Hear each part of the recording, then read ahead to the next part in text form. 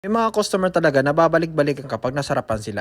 Nagaling mga guys, for today's video, meron tayong mga old customer na bumalik. Siyempre, dahil namurahan sila, subok na daw nila ako.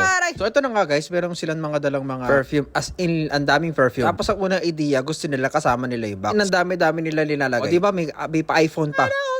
So ito na nga guys, magre-regalo sila siguro sa kanilang father. I think puro panlalaki itong mga gamit na ito. Kasi puro panlalaki yung perfume. Pero hindi natin sure. So yun na nga guys, alam, sinuggest ko na lang, itanggalin na lang namin lahat yung mga box. So guys, inamoy ko lang yung mga perfume. Ay, hindi ko to pinisita. Kasabi na kasi ng iba, ko yung perfume bago ilagay sa mga arrangement. Inamoy ko lang yung so yun na guys, maglagay nga tayo ng sponge sa ating tray. So ito pala ay tray na ginamit na, repurpose na lang. Maganda naman kasi yung ganito. Noong una, kesa bibili pa sila ng bago, pwede naman gamitin pa. Tapos lagyan na natin ng glue gun, pinisitan natin ng glue stick, kasi patong na natin sa tray na lalagyan na natin. So ito pala guys, ilalagyan ko pala siya ng mga scotches sa ilalim. Kasi didikit natin yan sa tray. At syempre, para hindi masira yung bote o mamantsahan ng glue stick. At tulad itong iPhone, ilalagyan ko muna siya ng scotch tape para hindi siya masira. Magdidikit man tayo ng glue gun at ng kung ano-ano. Mali mo, diba? Benta niya pa yan. So yun guys, kulangan ako dun sa sponge kaya nagdagdag pa ako. So ito, suktan natin yung mga regalo. Inilagay ko pala sa gitna yung iPhone. Tapos inagyan ko na rin yung mga pabango ng stick para maitusok rin sa kabila. At syempre sa kanan na rin. Kaliwa, basta ayun na. Pag na-arrange natin dyan, isunod naman natin yung lilit na perfume. So guys, doon kayo magdidikit sa may pinaglagyan nyo ng scotch tape ha? Para hindi mamantsahan yung mga regalo nila. Kasi pag linagyan mo ng glue, yung bote ng bango, glass yan. Hindi kumakapit kasi yung glue gun sa glass. Kaya dapat may scotch tape sa ilalim. Okay? Para hindi tanggal-tanggal yung mga regalo nila pag kukunin na. At syempre, magandang gawin natin ay lagyan na natin ng bulaklak. Kasi dito sa Saudi Arabia, parang custom na nila or tradition na pag magre-regalo ka, special. Dapat pungga. Hindi nakalagay lang sa paper bag. So, dapat may arrangement. Kaya nga, maglagay na tayo ng mga greens para mas maging maganda yung arrangement natin. At syempre, naglagay na rin ako ng mga roses dahil ito ang request ng ating customer. Because red means love. So, 10 pieces pala na roses ang linagay natin para mapatunayan nila na mahal